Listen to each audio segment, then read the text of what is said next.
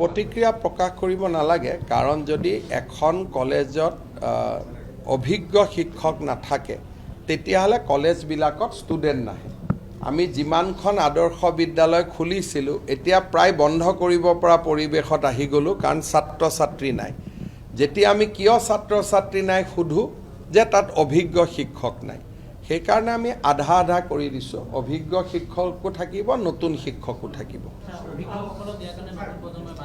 কিন্তু নতুন প্ৰজন্মক দিলে যে আকৌ তাৰ পিছৰ প্ৰজন্মটো কলেজত নাহে, সমস্যাটোতো চবফালে চাব লাগিব না। আমি নতুন প্ৰজন্মক দিলোঁ কিন্তু নতুন প্ৰজন্মৰ পিছৰ প্ৰজন্মটো কলেজত নাহে। সেইকাৰণে অভিজ্ঞতাৰ মূল্যটো আমাৰ সমাজত সদায় আছে। নতুন আৰু পুৰণা দুইটাৰ সংমিশ্ৰণতহে সমাজখন চলে। প্ৰতিক্ৰিয়া প্ৰকাশ কৰিব নালাগে কাৰণ যদি এখন কলেজত অভিজ্ঞ শিক্ষক নাথাকে তেতিয়াহ'লে কলেজবিলাকত ষ্টুডেণ্ট নাহে। আমি যিমানখন আদৰ্শ বিদ্যালয় খুলিছিলোঁ এতিয়া প্ৰায় বন্ধ কৰিব পৰা পৰিৱেশত আহি গ'লোঁ কাৰণ ছাত্ৰ ছাত্ৰী নাই। যেতিয়া আমি কিয় ছাত্ৰ ছাত্ৰী নাই সোধোঁ যে তাত অভিজ্ঞ শিক্ষক নাই, সেইকাৰণে আমি আধা আধা কৰি দিছোঁ। অভিজ্ঞ শিক্ষকো থাকিব, নতুন শিক্ষকো থাকিব। কিন্তু নতুন প্ৰজন্মক দিলে যে আকৌ তাৰ পিছৰ প্ৰজন্মটো কলেজত নাহে, সমস্যাটোতো চবফালে চাব লাগিব না।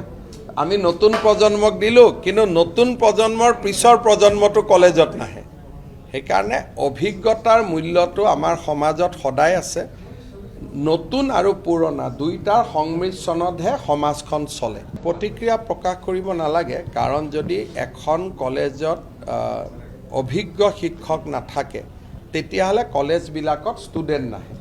আমি যিমানখন আদৰ্শ বিদ্যালয় খুলিছিলোঁ এতিয়া প্ৰায় বন্ধ কৰিব পৰা পৰিৱেশত আহি গ'লোঁ কাৰণ ছাত্ৰ ছাত্ৰী নাই।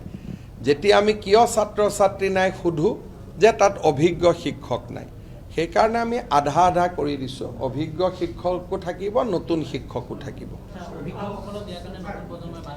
কিন্তু নতুন প্ৰজন্মক দিলে যে আকৌ তাৰ পিছৰ প্ৰজন্মটো কলেজত নাহে, সমস্যাটোতো চবফালে চাব লাগিব না।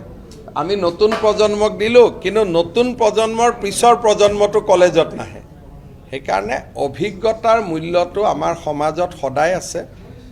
নতুন আৰু পুৰণা দুইটাৰ সংমিশ্ৰণতহে সমাজখন চলে। প্ৰতিক্ৰিয়া প্ৰকাশ কৰিব নালাগে কাৰণ যদি এখন কলেজত অভিজ্ঞ শিক্ষক নাথাকে তেতিয়াহ'লে কলেজবিলাকত ষ্টুডেণ্ট নাহে।